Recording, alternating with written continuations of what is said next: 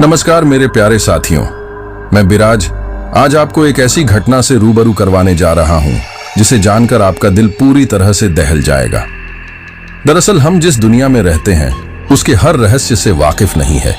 हम यह मानते हैं कि हम जिस समाज में रहते हैं वह एक सभ्य समाज है जहां पर हर किसी को आजादी के साथ जीने का अधिकार है। हम इंसानों ने अपनी खुद की सुरक्षा के लिए कुछ व्यवस्थाएं बनाई है और सभी उन व्यवस्थाओं को फॉलो करते हैं। व्यवस्थाएं मतलब लोकतांत्रिक देश है, प्रशासन की व्यवस्था है, हर किसी को अपनी बात आगे तक पहुंचाने का अधिकार है, न्याय की व्यवस्था है।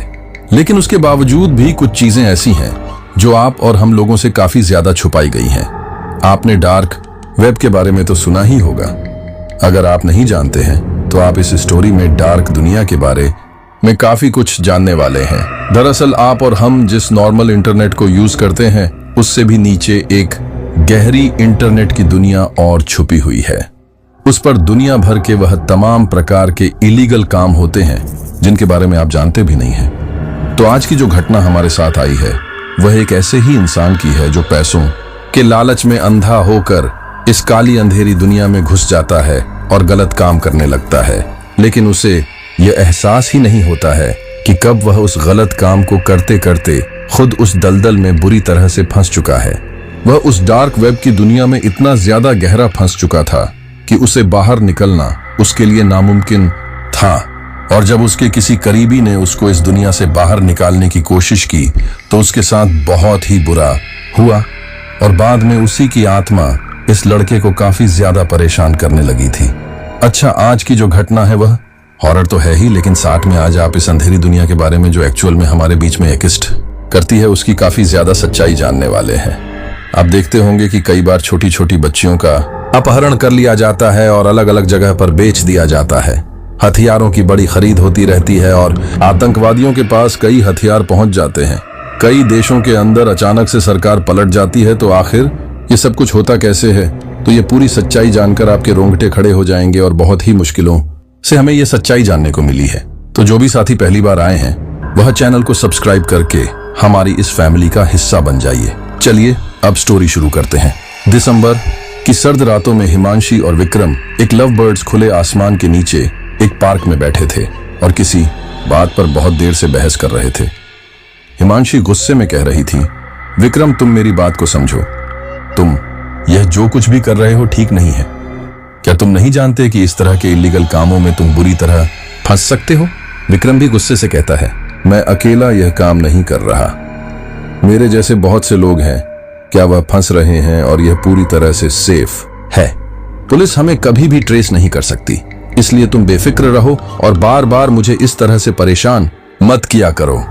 यह मत भूलो कि तुम्हारे खर्च मेरे इन कामों की वजह से ही हो रहे हैं।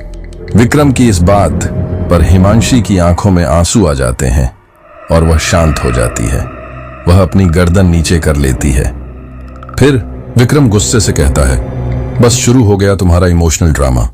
अरे यार, तुम्हें कितनी बार कहूं, मेरे सामने ये रोना धोना मत किया करो। हिमांशी कहती है, रोना धोना? ये मैं ड्रामा कर रही हूं। क्या तुम्हें मेरे आंसू दिखाई नहीं देते? तुम्हें मेरी बात समझ नहीं आई? डार्क वेब जैसी काली दुनिया में जाना आसान है, लेकिन वहां से निकलना बहुत मुश्किल है। और तुम जो यह सब कर रहे हो ना, अगर इसकी भनक तुम्हारे घर तक लग गई तो भी मुसीबत खड़ी हो सकती है। तुम यह सब छोड़ क्यों नहीं देते? आखिर कब तक इस तरह ड्रग्स का नशा लेते रहोगे और इलीगल काम करते रहोगे? विक्रम कहता है, मुझे नहीं पता मैं यह सब कब तक करता रहूंगा, लेकिन मुझे फिलहाल एक यही रास्ता नजर आ रहा है। तुम अच्छे से जानती हो कि मैं भी नशे के बिना नहीं रह सकता और मुझे इन सब चीजों के लिए पैसों की जरूरत है जो कि मुझे ड्रग्स के लेन देन करने पर ही मिल रहे हैं। मुझे इसमें अच्छा खासा फायदा होता है। इतना फायदा मार्केट में भी नहीं है जितना डार्क वेब पर है। हिमांशी और विक्रम एक दूसरे को पिछले 5 सालों से जानते थे। हिमांशी जो कि खुद एक अनाथ लड़की थी और एक अनाथालय में बच्चों की सेवा भी करती थी, वहीं दूसरी और विक्रम एक रईस घर का लड़का है जिसकी आदतें काफी बिगड़ चुकी हैं। रोज रोज पार्टी करना, शराब पीना, दोस्तों के साथ मौज उड़ाना, पैसे बर्बाद उसका शौक बन चुका था और इन सब के बारे में उसके घर वालों को भी पता चल गया था। इसीलिए उन लोगों ने विक्रम पर काबू पाने के लिए उसके हाथ में पैसा देना लगभग बंद कर दिया गया था। उसका नशा छुड़ाने के लिए उसके घर वालों ने नशा मुक्ति केंद्र भी भेजा था, जहां जाकर वह ठीक हो गया था। लेकिन कुछ समय बाद वापस दोस्तों की संगत ने उसे बिगाड़ दिया और आज वह फिर से वैसा ही है। लेकिन हाँ, अब वह उस तरह से नशा नहीं करता है जैसे पहले करता था। वह अपने घर वालों से दूर बोर में रह रहा था, जहां पर इस तरह के काले धंधे बहुत ही आसानी से किया जा सकते थे। ड्रग्स का सप्लाई होना, अमीर गरीब तक ड्रग्स पहुंचाना और भी बहुत कुछ। दोस्तों, मैं यहां आपको डार्क वेब के बारे में कुछ बताना चाहता हूं कि यह इंटरनेट की एक ऐसी दुनिया है जिससे हम और आप जैसे लोग आमतौर पर वाकिफ नहीं हैं। हमने इंटरनेट का बहुत थोड़ा ही हिस्सा देखा है और इस्तेमाल किया है। मैं आज भी यकीन से कह सकता हूं कि मेरे जितने भी लिसनर हैं, जो भी मेरी स्टोरी सुन रहे हैं, वे जिनमें काफी लोगों को शायद डार्क वेब के बारे में पता नहीं होगा कि यह इंटरनेट की एक बहुत बड़ी काली दुनिया है, जहां पर बहुत सारे काले काम किए जाते हैं। इसमें एक्सेस करना किसी व्यक्ति की कोई बहुत बड़ी गलती हो सकती है। इसीलिए मैं आपको यही सलाह दूंगा कि आप डार्क वेब जैसी दुनिया में प्रवेश ना ही करें तो बेहतर है। ये इंटरनेट का एक ऐसा सरफेस है जहां पर अधिकतर इल्लीगल काम बहुत ही आसानी से होते हैं, जैसे ड्रग्स का लेन देन, हथियारों का लेन देन, सेक्स रैकेट, अंगों की तस्करी, बच्चों लड़कियों की तस्करी। और यह उन अपराधियों के लिए इतना सेफ प्लेस है कि पुलिस इन्हें पकड़ ही नहीं पाती। बड़े बड़े हैकर हार मान जाते हैं, लेकिन अपराधी उनके हथे नहीं चढ़ पाते। बाकी कहानी में डार्क वेब के बारे में ज्यादा बात कर मैं स्टोरी का मजा किरकिरा नहीं करना चाहता हूं, इसलिए आप इसके बारे में और अधिक जानकारी गूगल से ले सकते हैं। चलिए स्टोरी पर वापस आते हैं। विक्रम का गलत आदत में पड़ना, फिर उसका इन सब चीजों से छुटकारा पाना और वापस इन गलत आदतों में पड़ना, इन सब के बीच हिमांशी उसके साथ थी। हिमांशी विक्रम को बहुत ज्यादा प्यार करती थी और उससे शादी भी करना चाहती थी। विक्रम भी हिमांशी को काफी प्यार करता था, लेकिन उसे हिमांशी की बस एक आदत बुरी लगती थी कि वह उसे डार्क वेब पर होने वाले काले धंधों को करने से रोकती थी और अक्सर दोनों में इस बात को लेकर काफी झगड़ा होता था। हिमांशी को न केवल विक्रम के ड्रग्स लेने पर आपत्ति थी, बल्कि उसे इस बात पर भी आपत्ति थी कि वह डार्क वेब के जरिए इलीगल काम कर रहा है। और जैसे जैसे विक्रम के हाथ में पैसा आता जा रहा था, हिमांशी का डर बढ़ता जा रहा था। उसे लगने लगा था कि इतना ज्यादा पैसा आने का मतलब यह है कि विक्रम कोई बहुत खतरनाक काम कर रहा है। हिमांशी इन सब चीजों को लेकर काफी परेशान चल रही थी और इस वजह से उन दोनों में कई बार झगड़ा भी हुआ था। ऐसा इनके साथ पिछले 2.5 महीने से हो रहा था और उस रात भी दोनों में इसी बात पर बहस हो रही थी। विक्रम पर पैसों और ड्रग्स का नशा छाया हुआ था। वह हिमांशी की हर बात को नकार रहा था। हिमांशी भी अब थक चुकी थी। दोनों विक्रम की कार में बैठकर जाने लगते हैं। हिमांशी एक आखिरी बार कोशिश करती है।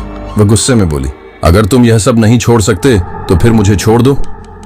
विक्रम भी काफी देर से हिमांशी की बकवास सुनकर थक चुका था, इसलिए वह एकदम अपनी गाड़ी में ब्रेक मारता है और गुस्से से कहता है, तुम जा सकती हो, मुझे तुम्हारी कोई जरूरत नहीं है। विक्रम के मुंह से यह शब्द सुनकर हिमांशी की आंखों में आंसू आ जाते हैं और उसका दिल जोर से धड़कने लगता है। वह भी एक बार नहीं सोचती और गुस्से में कार से नीचे उतर जाती है। विक्रम भी गुस्से की हालत में था, इसलिए वह भी अपनी कार स्टार्ट करके तेजी से कार आगे बढ़ा देता है। विक्रम का गुस्सा देखकर हिमांशी और जोर से रोने लगती है। उसके कदम अभी भी धीरे धीरे आगे बढ़ रहे थे। वह चाहकर भी रुक नहीं पा रही थी कि तभी उसे एहसास होता है कि वह एक सुनसान हाईवे पर है। अचानक हिमांशी का रोना बंद हो जाता है। वह अपने आंसू पोंछती है और आगे पीछे देखती है। उसे दूर दूर तक कोई नजर नहीं आता। अब उसके मन में डर पैदा होने लगा था। वह यह जानने की कोशिश कर रही थी कि आखिर वह शहर के किस हिस्से में है और अपने अनाथ आश्रम तक कैसे पहुंच सकती है। हिमांशी यह सोच ही रही थी कि तभी विक्रम की कार जैसी एक कार हिमांशी की ओर तेजी से आई। हिमांशी को लगा यह शायद विक्रम ही है और अब उसका गुस्सा शांत हो चुका है, इसलिए वह वापस आ चुका है। लेकिन नहीं, हिमांशी का सोचना गलत था। वह कार हिमांशी के बराबर से होकर आगे निकल गई, लेकिन हिमांशी के लिए नहीं रुकी। हिमांशी को काफी हैरानी हुई। वह कार बिल्कुल विक्रम के कार के जैसी ही थी। हिमांशी हाईवे के एक मोड़ पर मुड़ी ही थी कि तभी वही कार जो कुछ सेकंड पहले उसके बराबर से गुजरी थी, वह कार वापस हिमांशी की ओर आने लगी। हिमांशी ने एक बार फिर उस कार को गौर से देखा, क्योंकि वह कार बिल्कुल विक्रम के कार के जैसी थी। एक बार फिर हिमांशी के मन में यह आया कि शायद विक्रम वापस आ गया है, लेकिन नहीं, कार तो विक्रम के जैसी ही थी, लेकिन उसमें विक्रम नहीं था। इस बार वह कार हिमांशी के करीब आकर रुक जाती है।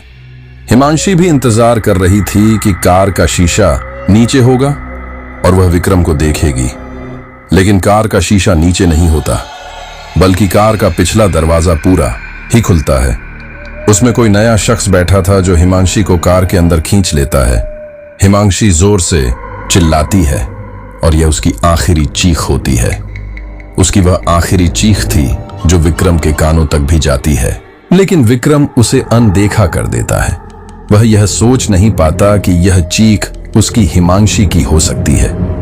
विक्रम अपने घर आकर चैन की नींद सो जाता है।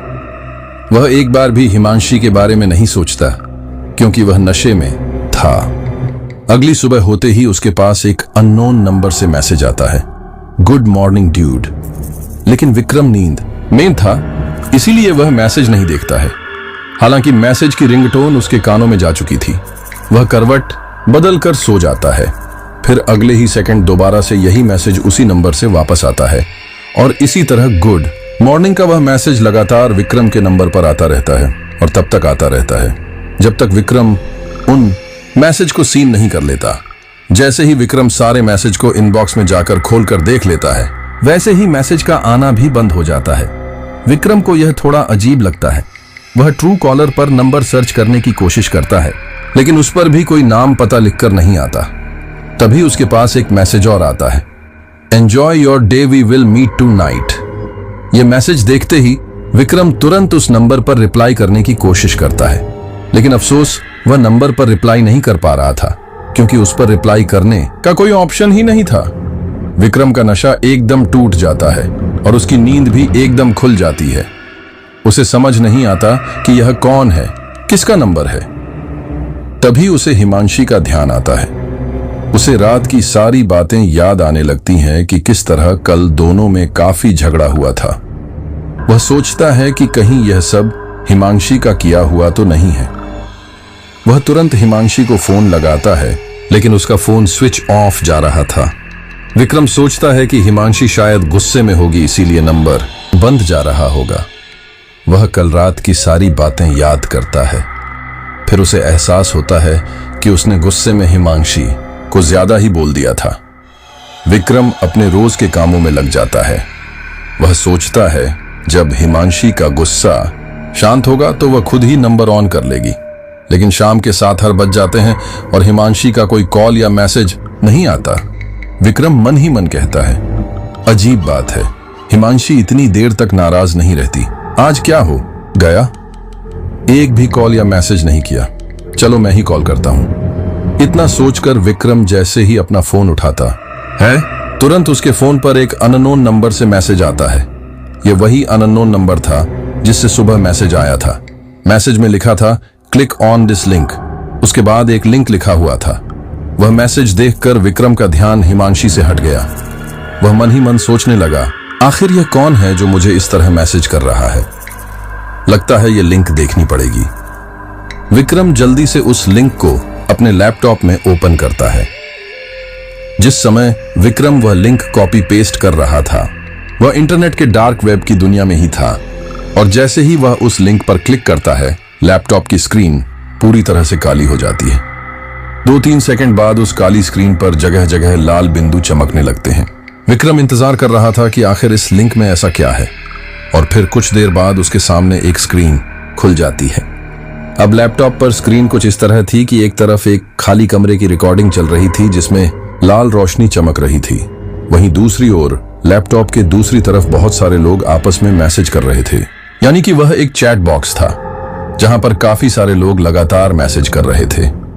विक्रम उन लोगों के मैसेज पढ़ने की कोशिश कर रहा था, लेकिन स्क्रीन पर काफी तेजी से मैसेज ऊपर की ओर चले जा रहे थे। अचानक स्क्रीन एकदम ऑफ हो जाती है। विक्रम की आंखें भी चकमकाने लगती हैं कि तभी स्क्रीन पर लिखकर आता है, welcome to red room Vikram. अपना नाम स्क्रीन पर देखते ही विक्रम एकदम चौंक जाता है। स्क्रीन वापस पहले जैसे हो जाती है, जहां एक तरफ लाल रोशनी से भरा कमरा था और दूसरी तरफ लोगों की चैट चल रही थी। अब सभी लोग चैट के जरिए विक्रम का स्वागत कर रहे थे। विक्रम हैरानी से स्क्रीन को देखे जा रहा था। विक्रम कुछ समझ पाता उससे पहले ही स्क्रीन पर चल रहे उस रेड रूम में एक स्ट्रेचर आकर रुकता है, जो विक्रम का ध्यान अपनी ओर आकर्षित करता है। विक्रम मन ही मन सोच रहा था कि आखिर यह सब क्या है, ये कैसी वीडियो है। स्क्रीन के एक साइड ऊपर की ओर लाइव लिख कर आ रहा था, जिससे विक्रम को यह तो समझ आ रहा था कि स्क्रीन पर जो कुछ भी चल रहा है सब कुछ लाइव है। लेकिन यह सब है क्या? वह आगे देखना चाहता था कि आखिर इस वीडियो में क्या है। तभी एक आदमी एक अर्धनग्न लड़की को घसीटता हुआ लेकर आता है और स्ट्रेचर पर लेटा देता है। लड़की के चेहरे पर काला कपड़ा ढका हुआ था। वहीं दूसरी ओर जो आदमी उस लड़की को घसीटा हुआ लेकर आया था, उसके चेहरे पर भी एक काला मास्क था। लड़की बेहोशी की हालत में थी। उस लड़की को देखकर विक्रम को ऐसा एहसास होता है जैसे उसने इस लड़की को कहीं देखा है। शरीर की बनावट काफी हद तक जानी पहचानी थी। तभी स्क्रीन पर एक मैसेज पॉप होता है, स्टे ट्यून्ड। फिर बराबर में चल रही चैट में लोग अलग अलग तरह की डिमांड करने लगते हैं। डिमांड से मेरा मतलब लोग उस नकाबपोश व्यक्ति को कुछ ऐसी हरकतें करने के लिए कहते हैं जो कि असामान्य थी। जैसे कि एक व्यक्ति उस लड़के को मैसेज करता है और कहता है, मैं चाहता हूं कि तुम इस लड़की की एक उंगली काट दो, मैं इस चीज के लिए तुम्हें अच्छी खासी कीमत दूंगा। यह मैसेज तुरंत हाईलाइट होने लगता है। वह इसलिए हाईलाइट होता है ताकि लोगों को पता चल सके कि आखिर उंगली काटने की डिमांड किसकी है। वह व्यक्ति जिसने नकाब पहन रखा था, उसके हाथ में एक बड़ा चाकू था। वह बिना देरी किए उस लड़की की एक उंगली काट देता है, जिससे वह लड़की चीख पड़ती है और बेहोशी से टूटने लगती है। लेकिन जैसे ही विक्रम उस चीख को सुनता है, उसका दिल जोरों से धड़कने लगता है। उसका हाथ माउस पर था जो अब कंपाक पाने लगा था। विक्रम यह सब देख नहीं पाता। विक्रम जल्दी से उस स्क्रीन को ऑफ करने की कोशिश करता है, लेकिन उसका माउस काम ही नहीं करता। वह पावर ऑफ करने की कोशिश करता है, लेकिन सब कोशिश नाकाम थी। ऐसा लग रहा था जैसे स्क्रीन हैक हो चुकी है। विक्रम चाहकर भी अपनी मर्जी से अपने लैपटॉप पर कुछ नहीं कर पा रहा था। तभी एक मैसेज दोबारा पॉपअप होता है, don't go back otherwise you will die. यह मैसेज पॉप होते ही चैट बॉक्स में सभी लोग विक्रम को मैसेज करने लगे। वह उसका नाम लेकर उसे रुकने के लिए कह रहे थे। विक्रम ना चाहते हुए भी मजबूर होकर स्क्रीन को देख रहा था। तभी चैट स्क्रीन पर एक मैसेज दोबारा हाईलाइट होता है। मैसेज में लिखा था, मैं चाहता हूं कि तुम इस लड़की के दोनों गालों पर चाकू से क्रॉस का साइन बनाओ। यह वाहियात मैसेज देखकर चैट के सभी लोग हंसने वाले स्टिकर भेजने लगे। वहीं दूसरी ओर विक्रम के दिल में धक धक होने लगी। उस लड़की का शरीर बिल्कुल जाना पहचाना लग रहा था। विक्रम उस लड़की का चेहरा देखना चाहता था। बस तभी वह नकाबपोश व्यक्ति उस लड़की के चेहरे से काला कपड़ा हटाता है और विक्रम की आंखें फटी की फटी रह जाती हैं, क्योंकि वह लड़की कोई और नहीं बल्कि हिमांशी थी। हिमांशी को देखकर विक्रम जोर से चिल्लाता है। वह अपनी कुर्सी से खड़ा हो चुका था। उसके पैर उसके काबू में नहीं थे। वह लड़खड़ाने लगा था। विक्रम देखता है कि वह व्यक्ति तेजधार चाकू से हिमांशी के गाल पर कट का निशान बन रहा है, जिससे हिमांशु को दर्द हो रहा है और वह चिल्ला रही है। विक्रम जोर से चिल्ला रहा था, रुको, ऐसा मत करो, उसे छोड़ दो, प्लीज उसे छोड़ दो।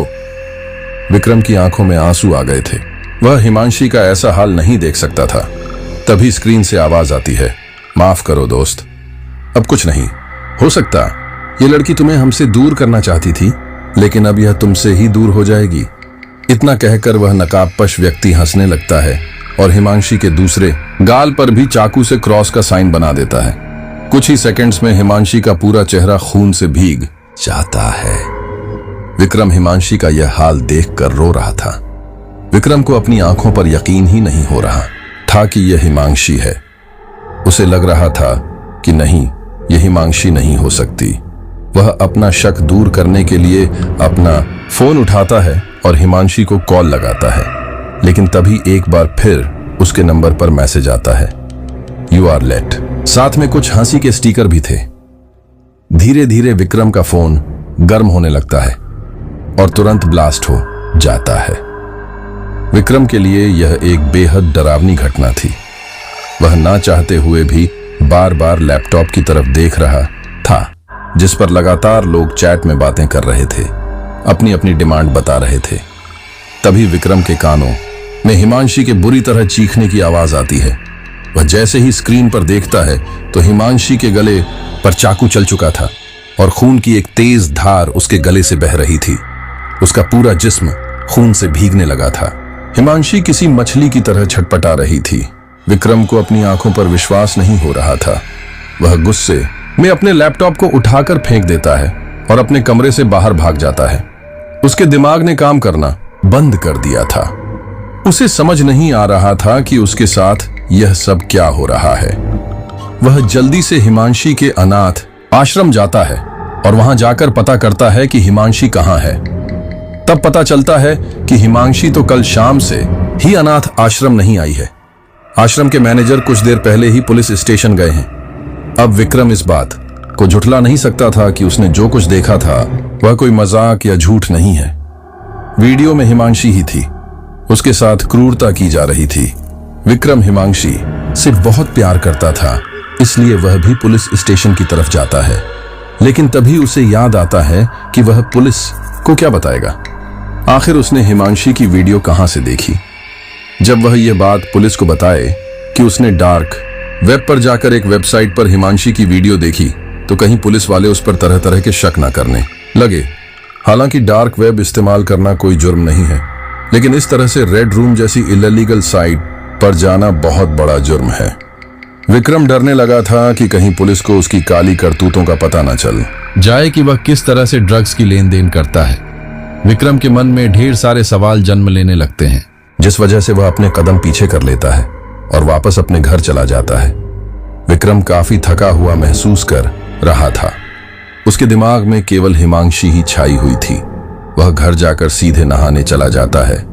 वह आंखें बंद करके शावर के नीचे नहा रहा था और केवल हिमांशी को याद कर रहा था।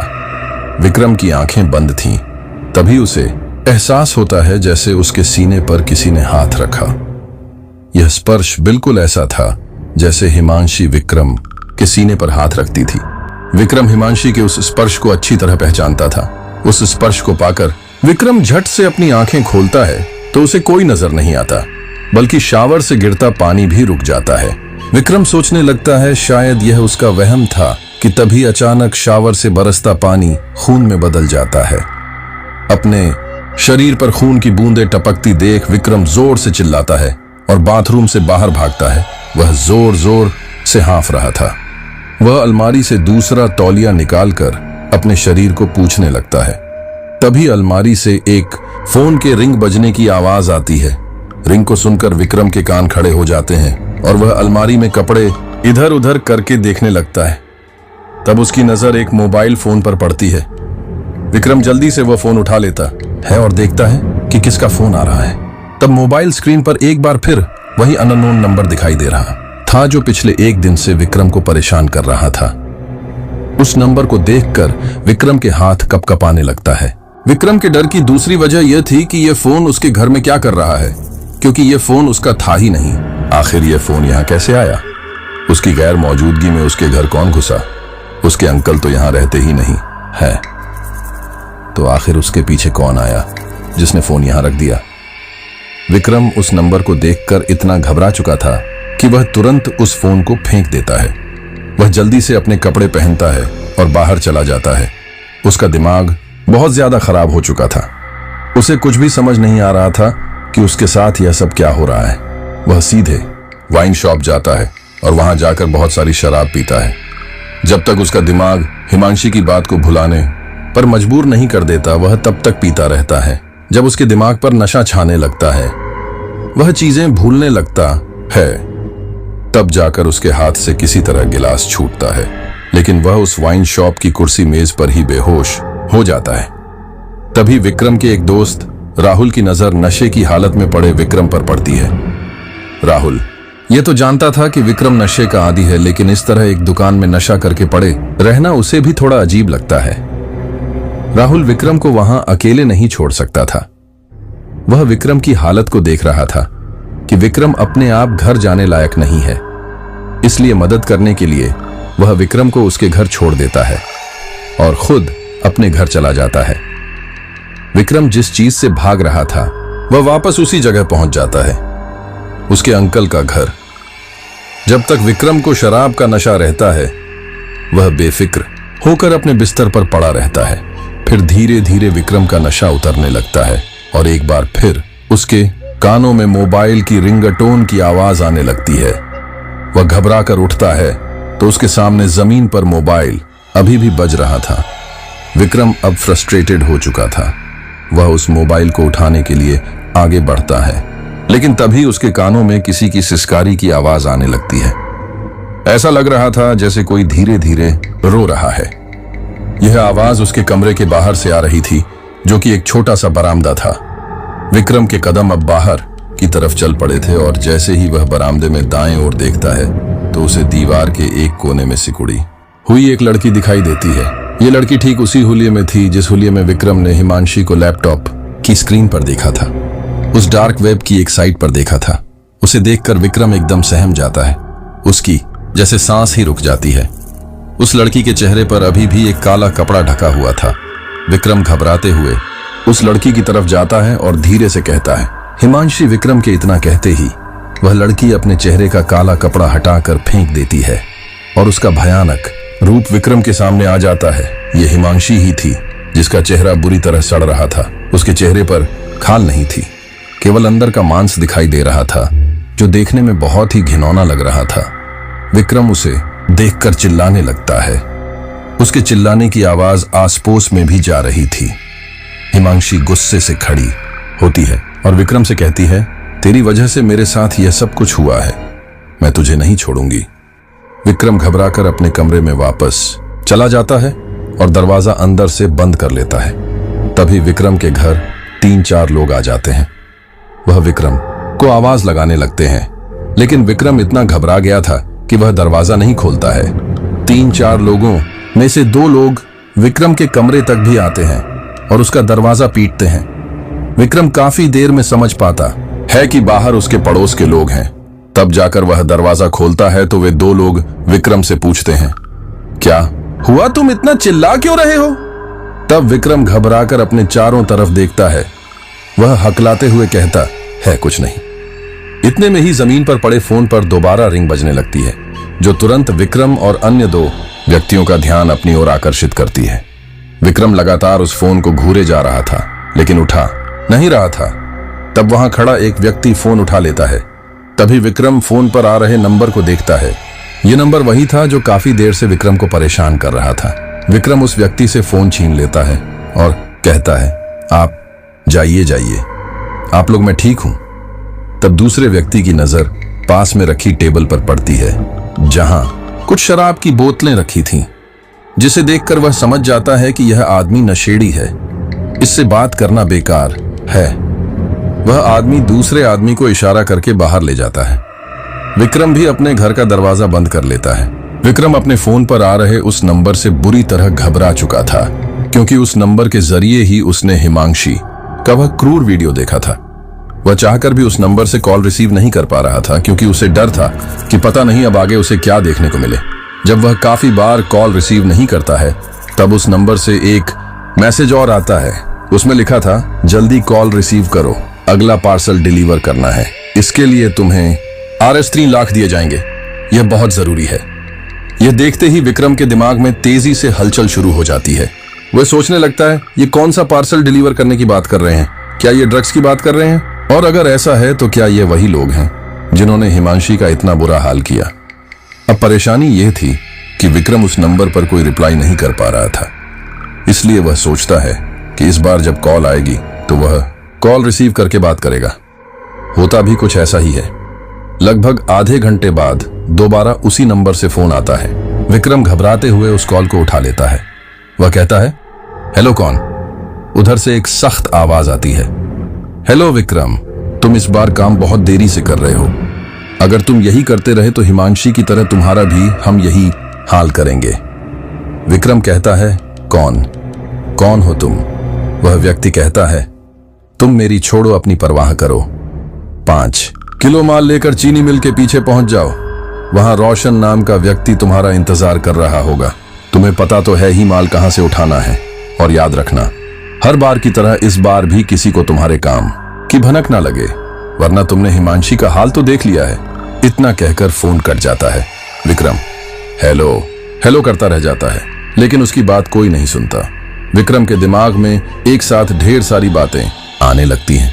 वह समझ जाता है कि हिमांशी का वह बुरा हाल करने वाले वही लोग हैं जो उससे इल्लीगल काम करवाते हैं।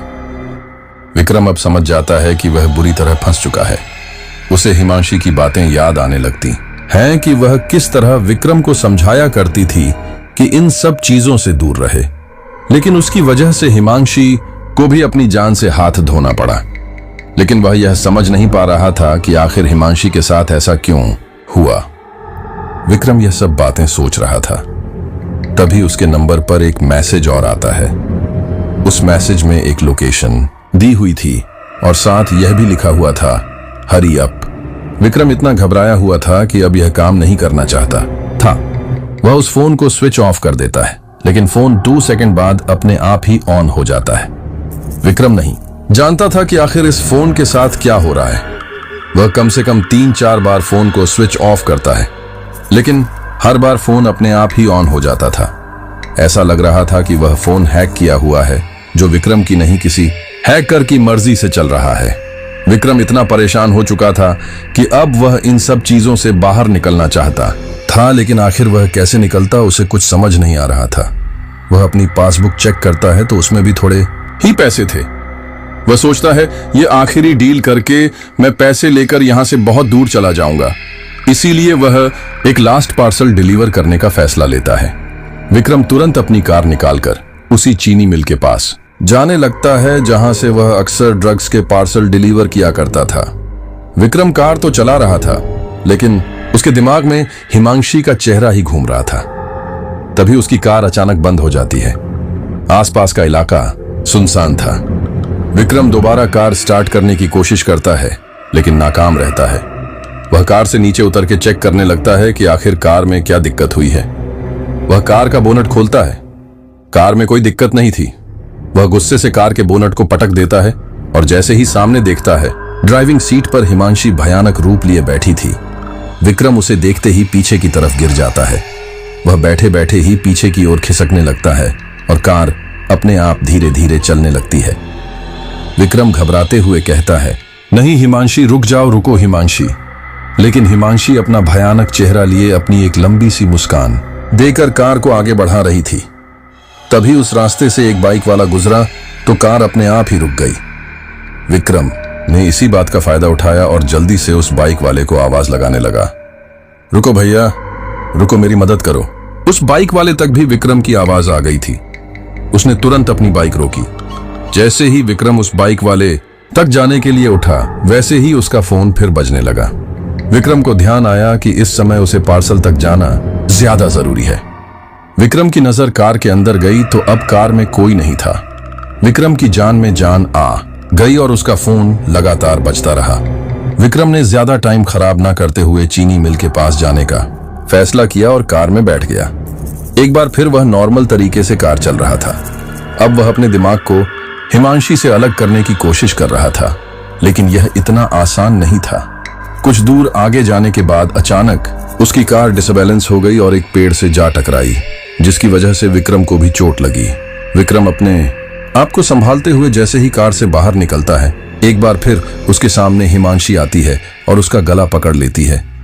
विक्रम अपने आप को छुड़ाने की काफी कोशिश करता है, लेकिन हिमांशी की पकड़ बहुत मजबूत थी। हिमांशी गुस्से में कह रही थी, तेरी वजह से मेरा यह हाल हुआ है। अगर तू उस दिन मुझे छोड़कर नहीं जाता तो वह लोग मुझे उठाकर नहीं ले जाते। तेरे ड्रग्स के बेचने की आदत की वजह से ही आज मैं इस हाल में हूं और तड़प रही हूं।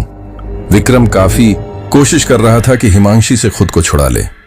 फिर एक पल ऐसा आता भी है जब हिमांशी की पकड़ थोड़ी कमजोर हो जाती है। तब विक्रम दूर हटते हुए कहता है, हिमांशी, मेरी बात सुनो, मेरी गलती नहीं है। मैं मानता हूं कि मुझे तुम्हें छोड़कर नहीं जाना चाहिए था, लेकिन मैं खुद भी बहुत परेशान हूं। तुम मेरी बात को समझो। तुम्हें क्या लगता है मुझे नहीं पता तुम्हारे साथ क्या हुआ, मैंने वीडियो रिकॉर्डिंग में सब कुछ देखा था। मैं खुद उस सदमे से बाहर नहीं आ पा रहा। मुझे उस दिन के लिए माफ कर दो। हिमांशी गुस्से में कहती है, अब माफी मांगने से क्या होगा? क्या तुम मुझे मेरा चेहरा वापस कर सकते हो? देखो उसने मेरे चेहरे का क्या हाल किया। उसने मेरा गला काटने के बाद मेरे चेहरे को तेजाब से नहलाया था। विक्रम जमीन पर घुटनों के बल बैठ जाता है और जोर जोर से रोने लगता है। वह चिल्ला रहा था और रो रहा था। कार में उसका फोन लगातार बज रहा था। विक्रम गुस्से में कहता है, देखो हिमांशी, वो फोन बज रहा है। वह फोन मेरा पीछा नहीं छोड़ रहा। ये वही ड्रग्स डीलर है जो मुझसे अभी भी गलत काम करवा रहे हैं। मुझे धमकी मिल रही है कि अगर मैंने उनका काम नहीं किया तो वह मुझे भी तुम्हारी तरह मार देंगे। इसलिए तुम मेरी बात को समझो। मैं गलत नहीं हूं, मैं खुद फंस चुका हूं। मैं मानता हूं कि मैंने तुम्हारी कोई बात नहीं मानी। इसकी सजा मैं आज भुगत रहा हूं। मैं खुद इन सब चीजों से निकलना चाहता हूं। यह मेरी आखिरी डील होगी। पैसे लेकर मैं यहां से काफी दूर चला जाऊंगा। विक्रम रो रहा था और अपने मन की बात कह रहा था। उसी समय वहां पर पेट्रोलिंग करते पुलिस वाले आ जाते हैं। जब वे इस तरह एक गाड़ी का एक्सीडेंट हुआ और एक जख्मी आदमी को देखते हैं तो अपनी कार विक्रम की तरफ लाते हैं। हिमांशी की आत्मा यह देखकर अचानक गायब हो जाती है और विक्रम उसे चारों तरफ देखता रह जाता है। कार से एक व्यक्ति बाहर निकलता है और विक्रम से पूछता है, अरे क्या हुआ तुम्हें? तुम्हें तो चोट लगी है। वह पुलिस वाला अपने साथी से कहता है, अरे अमन, चलो जल्दी से इसे हॉस्पिटल लेकर चलो, इसको काफी चोट आई है। वे दोनों पुलिस वाले विक्रम को जल्दी से कार में बैठाते हैं और अस्पताल ले जाते हैं। वहां उसका ट्रीटमेंट किया जाता है। जब विक्रम की हालत थोड़ी ठीक होती है तब एक पुलिस वाला विक्रम से पूछता है, आप रात सुनसान रोड पर क्या कर रहे थे? विक्रम सोच में पड़ जाता है कि क्या जवाब दें। वह चुप रहता है। पुलिस वाला फिर सवाल करता है, आपसे ही पूछ रहे हैं, बताइए इतनी रात उस इलाके में क्या कर रहे थे? फिर वह पुलिस वाला उसका फोन विक्रम के आगे करके पूछता है, क्या यह फोन आपका है? विक्रम फोन को गौर से देखता है और हाँ में सिर हिला देता है। पुलिस वाले विक्रम से उसका नाम और पता पूछते हैं। फिर आगे कहते हैं, यह आपका फोन थोड़ा अजीब नहीं है? विक्रम चौंक कर कहता है, अजीब मतलब? पुलिस वाला कहता है, अजीब मतलब जब हमें आप घायल अवस्था में मिले थे तो हमें आपका ये फोन भी मिला था। हमने सोचा आपके किसी जानकार के नंबर पर फोन कर दे, लेकिन इसके अंदर कुछ भी नहीं है। ना कोई कांटेक्ट, ना कॉल लॉग्स, ना कोई मैसेज, ना फोटो, कुछ भी नहीं। बिल्कुल ब्लैंक है। क्या आप एक क्रिमिनल हो जो हर समय सबूतों को साफ रखते हो? यह सुनते ही विक्रम सकपका जाता है। उसके दिल की धड़कन तेज हो जाती है और पुलिस वाले इन सब हाव भाव को नोट करने में काफी माहिर होते हैं। विक्रम के माथे पर पसीना उभरने लगता है तो दूसरा पुलिस वाला कहता है, अरे घबरा क्यों रहे हो? ये फोन तुम्हारा है तो जवाब तो तुम ही दोगे ना। ये खाली क्यों है? नया फोन लिया है क्या? विक्रम घबराहट में कह देता है, हाँ नया है। तो पुलिस वाले पूछते हैं, कहां से, कौन से स्टोर से लिया है? विक्रम एक बार फिर चुप्पी साध लेता है। उसे समझ नहीं आता कि आखिर वह अपने गुनाहों को कब तक छुपाएगा। विक्रम की आंखों में आंसू आ जाते हैं। उसका चेहरा बिल्कुल मासूमियत में इतना बदल जाता है। फिर वह फूट फूट कर रोने लगता है। पुलिस वाले भी थोड़ी देर के लिए शांत हो जाते हैं और समझने की कोशिश करते हैं कि आखिर इस लड़के को क्या हुआ। विक्रम अपने आंसू पोंछता है और कहता है, सर प्लीज मेरी मदद कीजिए, मैं एक बहुत बड़ी मुसीबत में फंसा हुआ हूं। विक्रम जैसे ही यह बात कहता है वैसे ही उसका फोन अपने आप ब्लिंक करने लगता है। तब विक्रम को ध्यान आता है कि उसे इस फोन के आसपास रहकर कोई भी ऐसी बात नहीं करनी है कि ड्रग्स डीलर को कुछ भी पता चले, क्योंकि जहां तक उसका अंदाजा था कि यह फोन एक हैक किया हुआ फोन है और विक्रम के बारे में सारी जानकारी भी दे रहा है। इस वजह से विक्रम उस समय शांत हो जाता है। पुलिस वाले उससे पूछते हैं, क्या हुआ, क्या मदद चाहिए, कैसे फंसे हुए हो? लेकिन विक्रम कुछ नहीं कहता। वह जल्दी से वॉशरूम की तरफ भागता है। एक पुलिस वाला अमन भी उसके पीछे भागता है। तभी विक्रम धीरे से कहता है, उस फोन को मुझसे दूर कीजिए, मैं तभी आपको कुछ बता पाऊंगा। यह सुनते ही अमन का माथा ठनक जाता है। उसने विक्रम के चेहरे को गौर से देखा।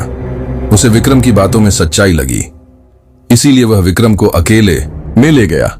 इतने में ही दूसरा पुलिस वाला भी विक्रम के पास आया और गुस्से से बोला, ए लड़के, भाग क्यों रहा था?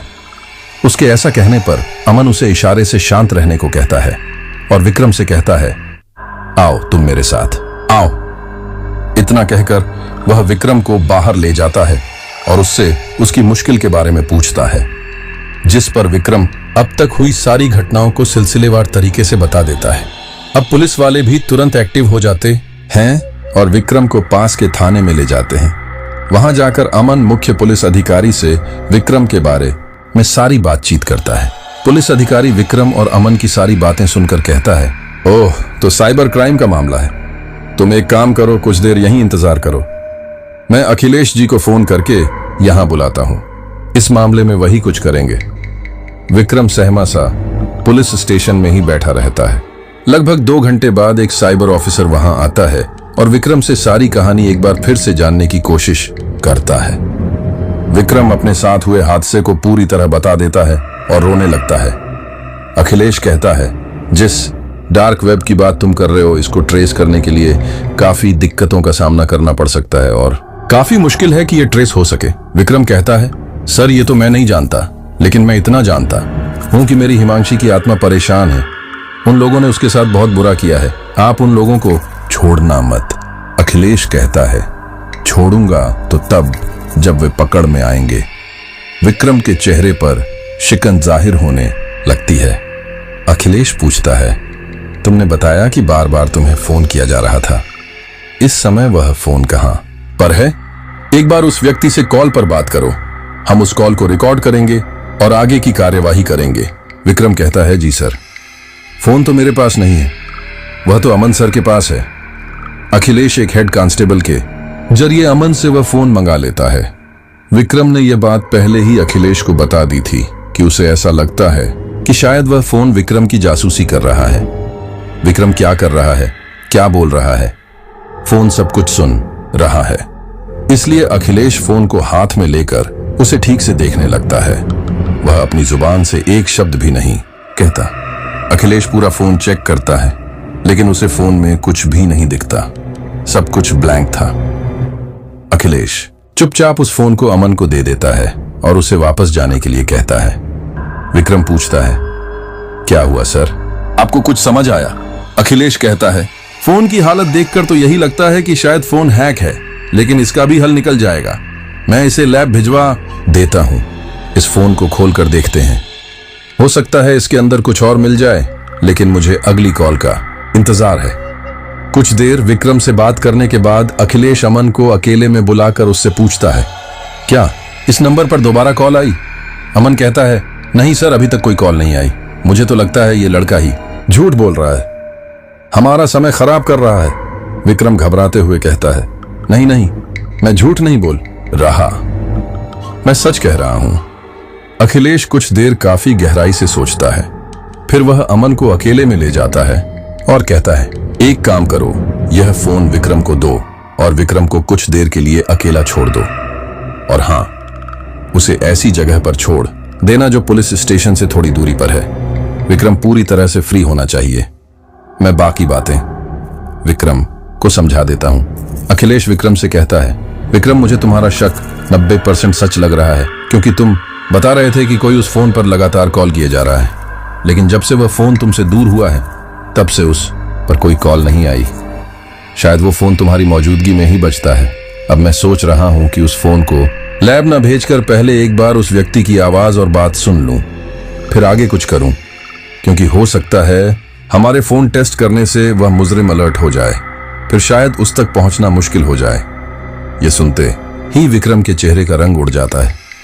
वह घबराते हुए कहता है, सर, लेकिन अब मुझे उससे बात करने में डर लगता है, क्योंकि उसने कहा है कि अगर मैंने उसका काम नहीं किया तो वह मेरा भी वही हाल करेगा जो हिमांशी का किया था। प्लीज सर, मुझे अब उससे बात नहीं करनी, आप मुझे बचा लीजिए।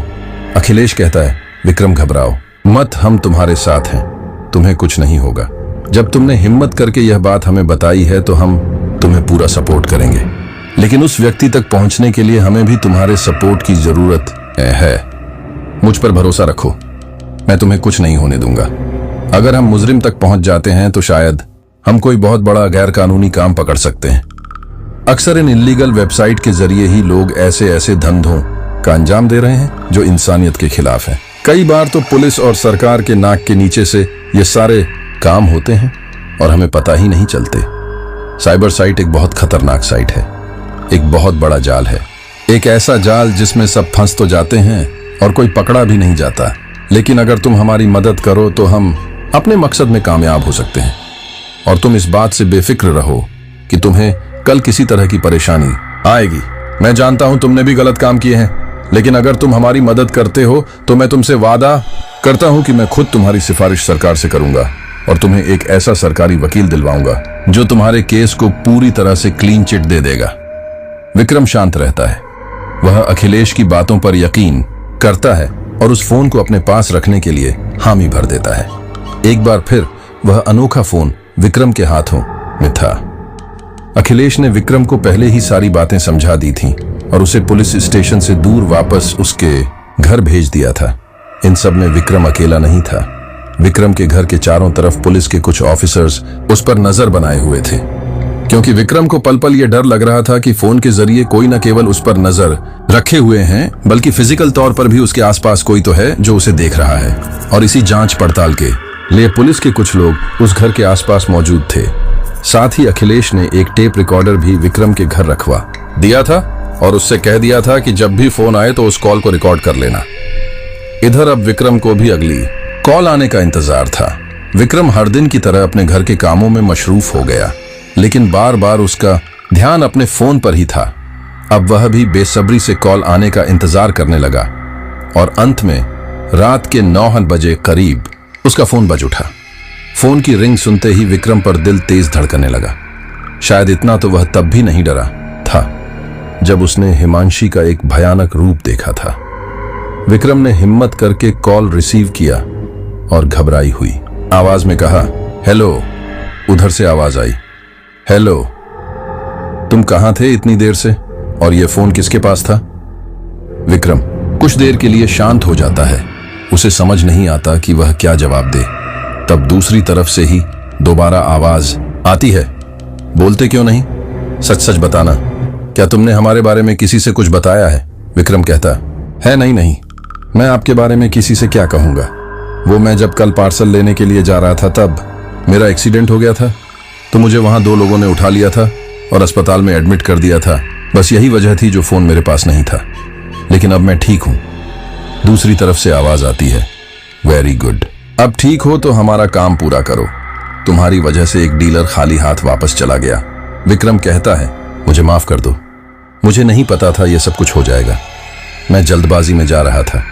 दूसरी तरफ से आवाज आती है, हाँ ठीक है, आज रात 3 बजे उसी चीनी मिल के पास पहुंच जाना। और हाँ, तुम्हारे कल ना जाने की वजह से मुझे काफी नुकसान हुआ है, इसलिए मैं तुम्हें आधी रकम ही दे पाऊंगा। और याद रहे, यह बात कहीं लीक ना हो। उस फोन को हमेशा अपने साथ रखना, चाहे मर भी क्यों ना रहे हो। इतना कहकर फोन अपने आप कट जाता है। विक्रम जल्दी से खिड़की के पास जाता है और बाहर झांकता है। उसे एक व्यक्ति दिखता है जो एक पुलिस वाला ही था और सादी वर्दी में खड़े विक्रम की ओर ही देख रहा था।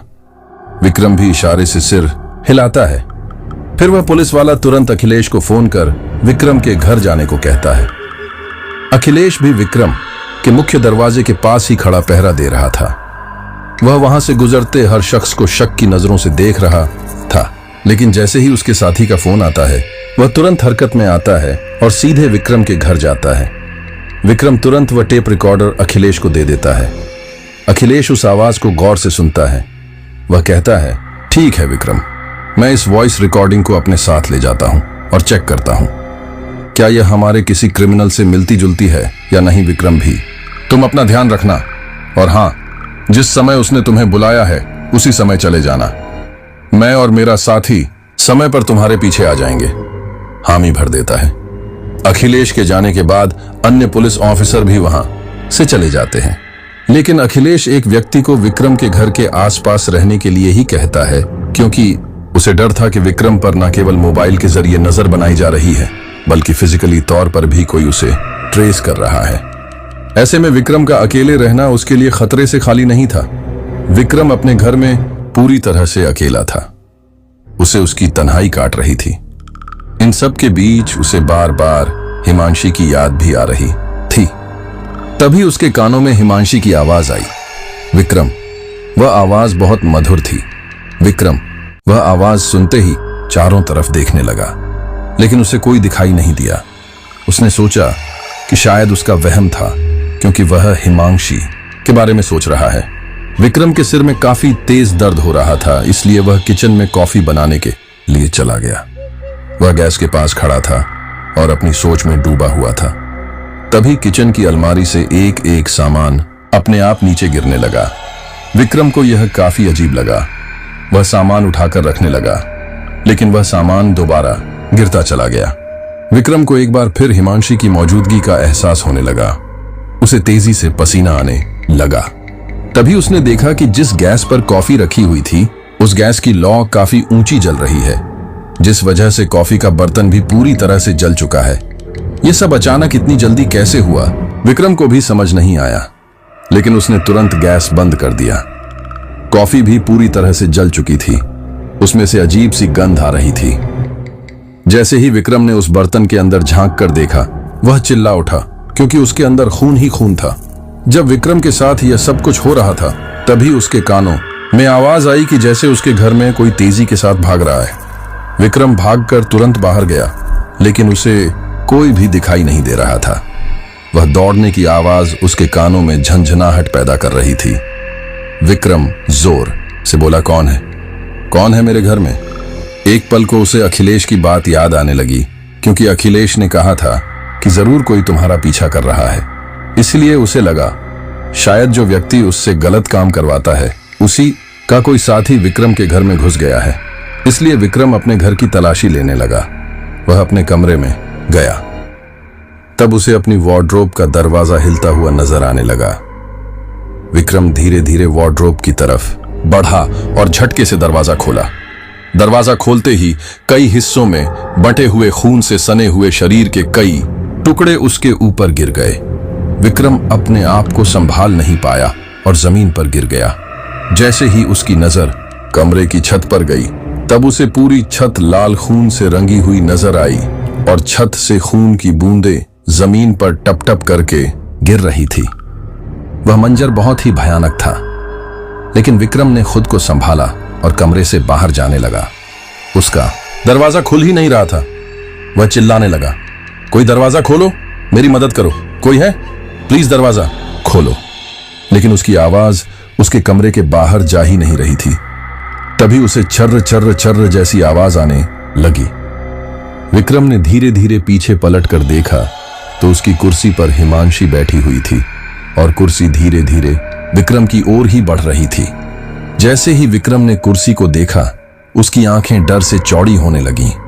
वह दरवाजे से चिपक गया और कुर्सी तेजी के साथ विक्रम के बिल्कुल करीब आ गई। हिमांशी भी अपना भयानक रूप लिए खड़ी हुई और विक्रम का गला दबाने लगी। विक्रम को कुछ समझ नहीं आ रहा था कि आखिर हिमांशी उसके साथ ऐसा क्यों कर रही है। वह यह मान चुका था कि थोड़ी बहुत गलती उसकी थी। उसे उस रात इस तरह से हिमांशी को अकेला नहीं छोड़ना चाहिए था।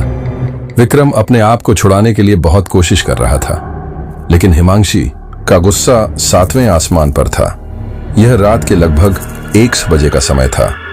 अखिलेश विक्रम के घर के नंबर पर फोन करता है और फोन लगातार बजता रहता है, लेकिन विक्रम फोन नहीं उठा पाता तो अखिलेश को कुछ गड़बड़ लगती है। वह विक्रम के घर के बाहर खड़े पुलिस वाले जय से अखिलेश के घर में जाने के लिए कहता है। जय भी तुरंत विक्रम के घर जाता है और बेल बजाता है।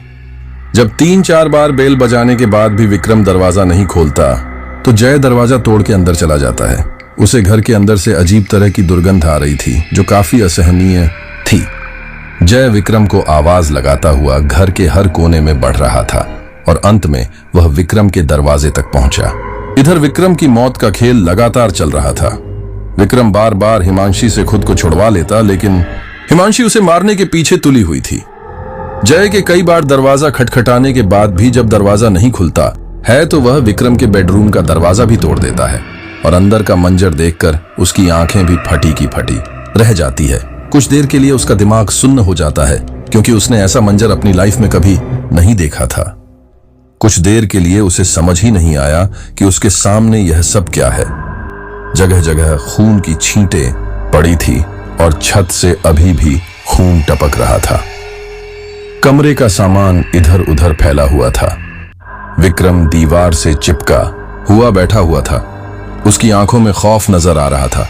विक्रम कमरे के आईने की ओर लगातार देखे जा रहा था। विक्रम के सिर से हाथ पैरों से खून निकल रहा था। हालांकि चोट ज्यादा गहरी नहीं थी, लेकिन विक्रम काफी ज्यादा सहमा हुआ था। जैसे ही जय को यह एहसास हुआ कि विक्रम मुसीबत में है, वह भागता हुआ विक्रम के पास गया और उसे उठाया। जय ने घबराते हुए पूछा, विक्रम, ये तुम्हारे साथ क्या हुआ? ये सब किसने किया? जय कमरे की खिड़की की तरफ देखने लगा। खिड़की का दरवाजा भी बंद था। उसे समझ नहीं आया कि आखिर इस बंद कमरे में विक्रम का यह हाल किसने किया। विक्रम बोलना चाह रहा था, लेकिन डर की वजह से उसके मुंह से कुछ नहीं निकल रहा था। जय ने विक्रम को सहारा देते हुए उससे जानने की कोशिश की कि आखिर उसके साथ यह सब किसने किया, लेकिन विक्रम बहकी बहकी सी बातें करने लगा। उसकी आंखों में डर अभी भी तैर रहा था। विक्रम की नजर घड़ी की सुई पर गई तो 1:30 बज रहे थे। वह घबराता हुआ बोला, मुझे पार्सल लेने जाना है, मुझे जाने दो। जय ने कहा, लेकिन तुम अपनी हालत देखो, तुम इस हाल में पार्सल लेने कैसे जाओगे? चीनी मिल यहां नहीं है, यहां से काफी दूर है। विक्रम ने पूरी ताकत के साथ खुद को जय से छुड़ाया और गुस्से में कहा, नहीं, मुझे जाना है, मुझे जाने दो। इतना कहकर विक्रम ने अपनी कार की चाबी उठाई और तुरंत बाहर भागा। जय भी विक्रम के पीछे भागा। साथ ही उसने अखिलेश को फोन करके सारी घटना के बारे में बताया। अखिलेश ने भी तुरंत ऑर्डर दिया कि तुम विक्रम का पीछा करो, उसे अकेला मत छोड़ना। हमारे पास यही अच्छा मौका है कि हम ड्रग्स डीलर को पकड़ सके। विक्रम तेज रफ्तार के साथ हाईवे की सीध में चला जा रहा था, जबकि जय अपनी बाइक से विक्रम का पीछा कर रहा था। लगभग 1 घंटे बाद विक्रम और जय दोनों ही चीनी मिल के करीब पहुंच चुके थे। वह चीनी मिल लगभग 8 साल पहले बंद हो चुकी थी और अब एक खंडहर बन चुकी थी। विक्रम अभी इस बात से अनजान था कि जय उसका पीछा कर रहा है।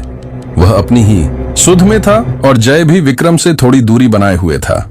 चारों तरफ अंधेरा और सन्नाटा था। ऐसे में जय भी काफी सतर्कता बरते हुए था। लगभग आधा घंटे बाद एक आदमी, जिसने खुद को काले कंबल में लपेटा हुआ था, वह तेजी से चलता हुआ चीनी मिल के मुख्य दरवाजे के पास जा पहुंचा। विक्रम वहां पहले से ही खड़ा हुआ था। जय दूर पुराने पड़े एक ट्रांसफार्मर के पीछे से खड़ा यह सब कुछ देख रहा था। उसने तुरंत अखिलेश को मैसेज किया कि जल्दी से टीम को लेकर यहां पहुंचे। वहीं दूसरी ओर अखिलेश अभी रास्ते में था।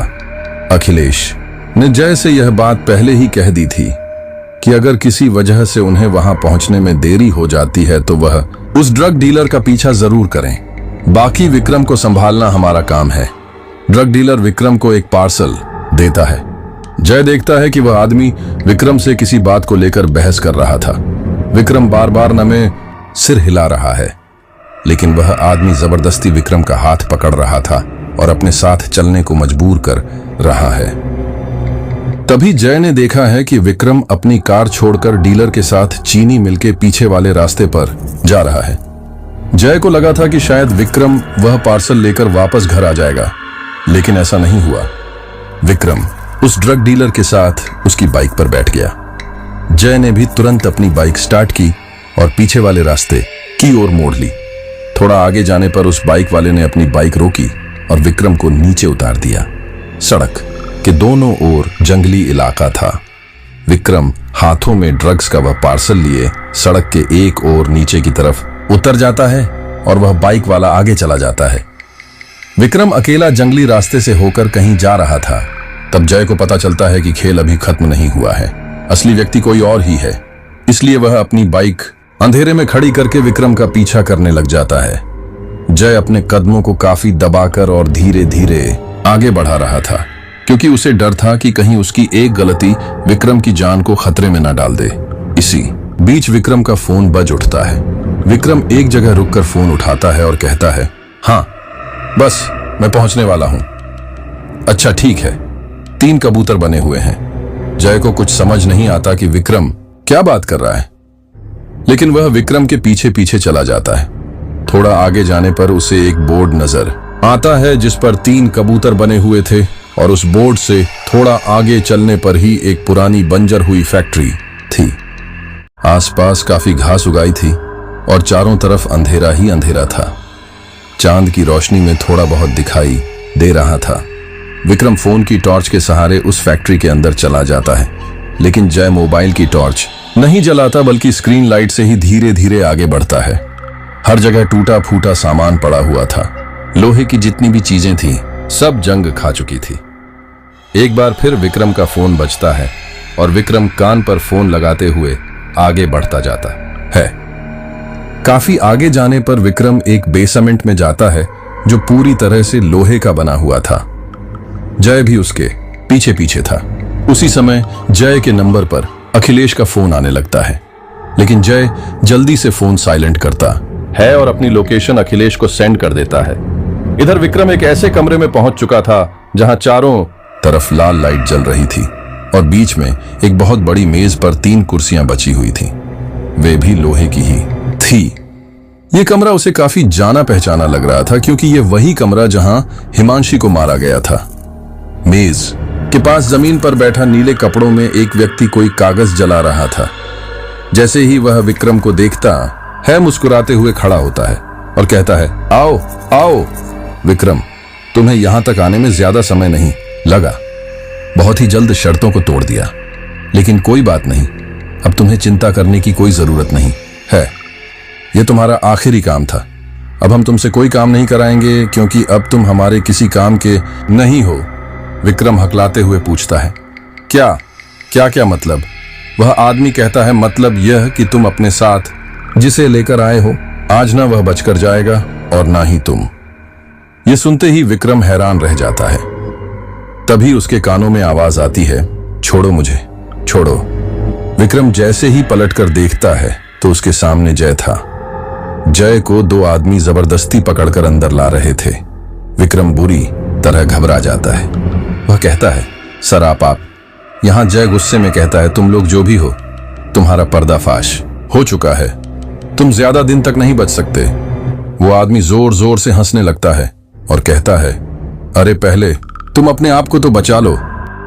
तुम्हें क्या लगता है तुम यहां तक आए हो और जिंदा वापस चले जाओगे? नहीं। तुम्हारी जानकारी के लिए बता दूं कि विक्रम की गर्लफ्रेंड हिमांशी का जो बुरा हाल किया गया है, किसी और ने नहीं, हमने ही किया है। जानते हैं क्यों? क्योंकि वह हमारे लिए खतरा पैदा कर रही थी।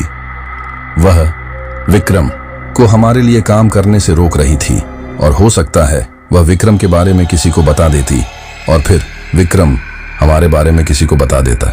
हम अपने काम में ऐसे रिस्क नहीं लेते। यह सुनते ही विक्रम का खून खौलने लगता है। वह गुस्से से उस नीले कपड़े पहने आदमी को पकड़ लेता है और गंदी गंदी गालियां देने लगता है, पीटने लगता है, लेकिन वह आदमी हंसता रहता है। तभी वे 2 लोग जो जय को पकड़े हुए थे, विक्रम को पीछे खींचते हैं और कुछ देर तक मारते रहते हैं, जब तक कि विक्रम अधमरा नहीं हो जाता है।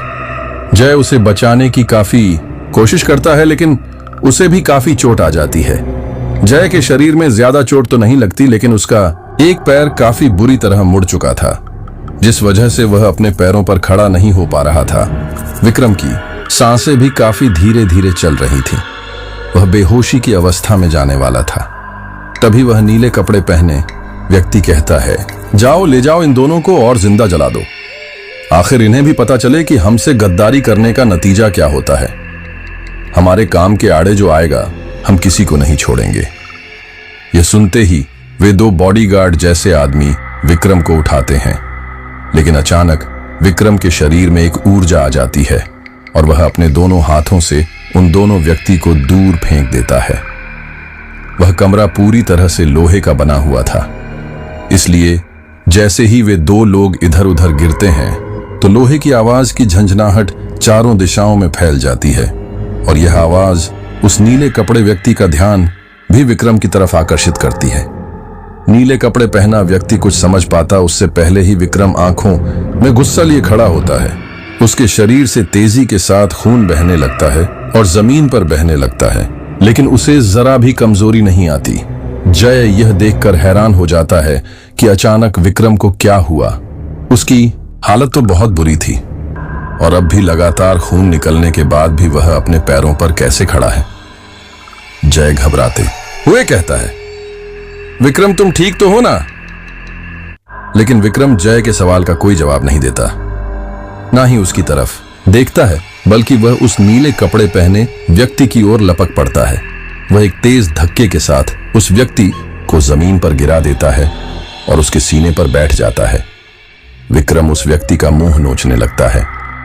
वह व्यक्ति अपने आप को छुड़ाने की काफी कोशिश कर रहा था, लेकिन विक्रम की पकड़ काफी मजबूत थी।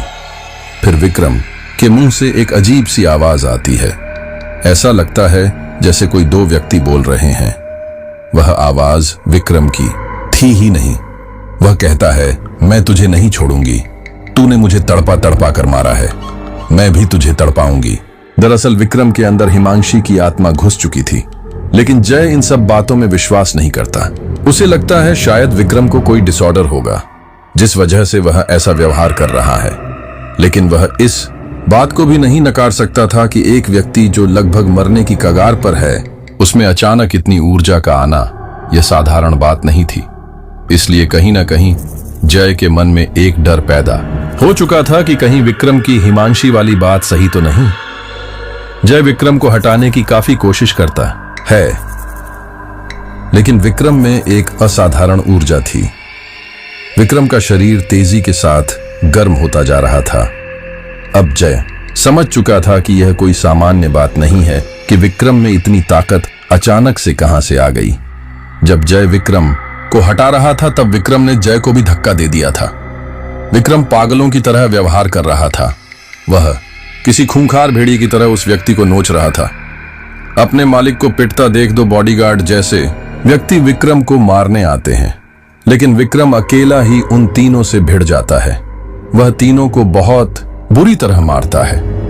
वह आसपास देखने लगता है कि उसे कुछ ऐसा हथियार मिले जिससे कि वह इन तीनों को दर्दनाक मौत दे सके। तब उसे एक लोहे का नुकीला टुकड़ा मिलता है। वह एक सरिया नुमा टुकड़ा था। विक्रम उस टुकड़े को उठाता है और सीधे उस नीले कपड़े पहने व्यक्ति के सीने पर कई वार कर देता है। जय चिल्लाता रह जाता है, लेकिन विक्रम उसकी एक नहीं सुनता।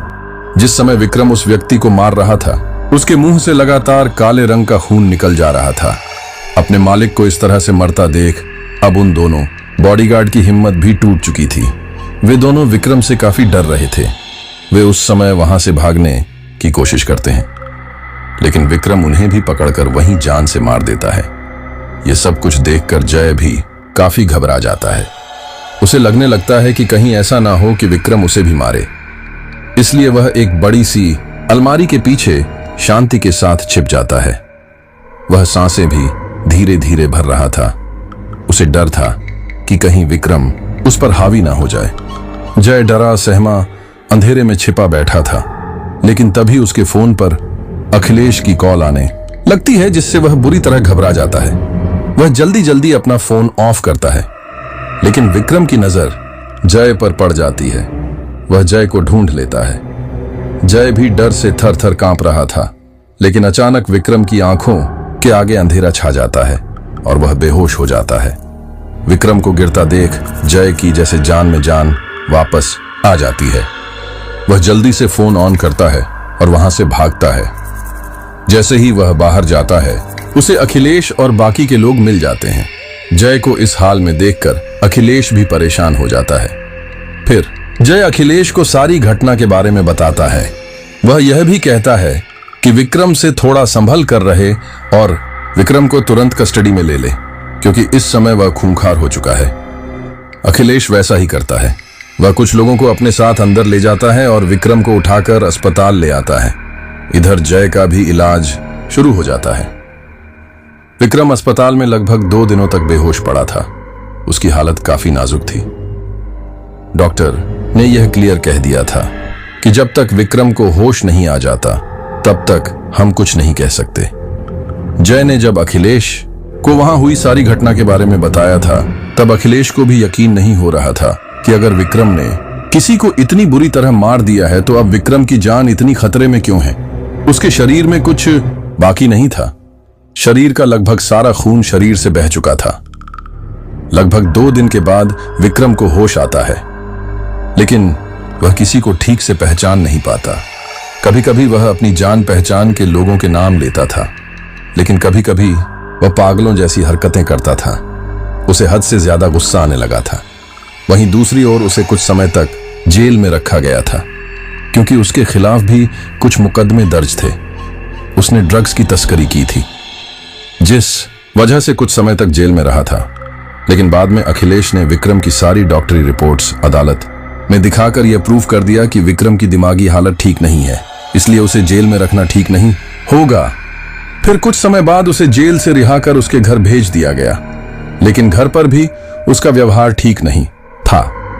उसके घर वालों को उससे डर लगने लगा था। वह अचानक हंसने लगता तो कभी एकदम गुस्सा करने लगता था। कभी कभी वह अपने आसपास की चीजों को फेंकना शुरू कर देता था। उसके अजीब व्यवहार से अब उसके घर वाले भी परेशान होने लगे थे। कोई कहता कि हिमांशी की आत्मा अभी भी विक्रम के पीछे पड़ी हुई है और उसे परेशान कर रही है।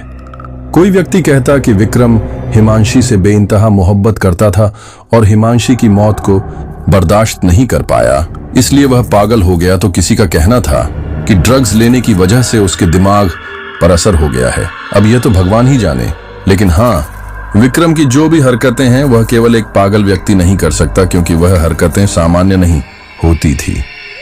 वह कभी कभी हिमांशी की आवाज निकालता था।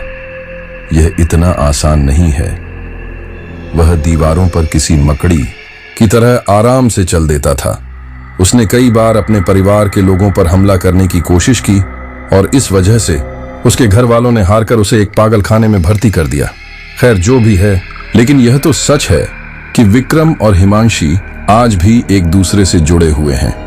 भले ही विक्रम सच में पागल हुआ है या उस पर हिमांशी के भूत का साया है, जो भी है, लेकिन हिमांशी और उसका साथ अभी भी बना हुआ है। विक्रम आज भी हिमांशी का नाम दीवारों पर लिखता है। वह उसे बहुत याद करता है। साथियों, कई बार हम इस प्रकार की गलत आदतों में इसलिए पड़ जाते हैं क्योंकि हमें ज्यादा पैसे चाहिए होता है।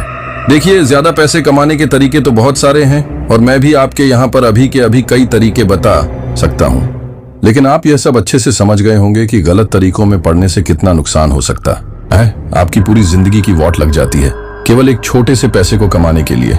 लेकिन क्या पैसा ही हमारे जीवन में सब कुछ है? क्या खुशियां, क्या परिवार के रिश्ते, यह कोई मायने नहीं रखते। दरअसल हम इंसानी जीवन में हैं तो इसका मतलब यह नहीं कि हम पैसों के लिए अंधे हो जाएं। देखो, इस शरीर को नष्ट होना है तो फिर पैसा तो चीज ही क्या है, उसको भी नष्ट होना ही है। हम केवल इस धरती पर आए तो यह पा सकते हैं कि प्रेम और रिश्तों को निभाएं। आखिर में वही हमारे साथ जाने वाला है और इसी की वजह से लोग हमें जानने वाले हैं। तो कभी भी ऐसी गलत आदतों में ना पड़े। और मुझे विक्रम के लिए एक्चुअल में बहुत बुरा लग रहा है जब मुझे यह पता चला कि आज भी वह पागल खाने में ही भर्ती है और उसकी आदतों में कोई भी परिवर्तन नहीं आया है और काफी सारा इलाज करवाने के बावजूद भी फायदा नहीं हुआ है। देखो, कई बार किसी इंसान की आत्मा किसी के शरीर से इतने करीब से जुड़ जाती है कि उसके लिए वो शरीर उसका ही हो जाता है। तो विक्रम के साथ भी यही हो रहा है कि उसके एक ही शरीर में 2 चीज एकदम से खुल मिल चुकी है और अब जिस दिन वह शरीर नष्ट होगा उसी दिन शायद हिमांशी की आत्मा भी उसके शरीर से अलग होगी। उम्मीद करता हूं आपको स्टोरी काफी अच्छी लगी होगी। और अब अपने कुछ साथियों के नाम लेते हैं। कपिल कुमार हाथरस, अमर सूरत, रजत चौबे बलिया यूपी, शबाना उत्तर प्रदेश, मिराज अहमद गाजीपुर, सड़ी सिंह यूएसए, आराधना लारा लखनऊ, शाहिद अली, नरेंद्र शर्मा, करण बिहार, पूजा टीथ राजपूत। बहुत बहुत शुक्रिया। मिलते हैं एक नई हॉरर घटना के साथ।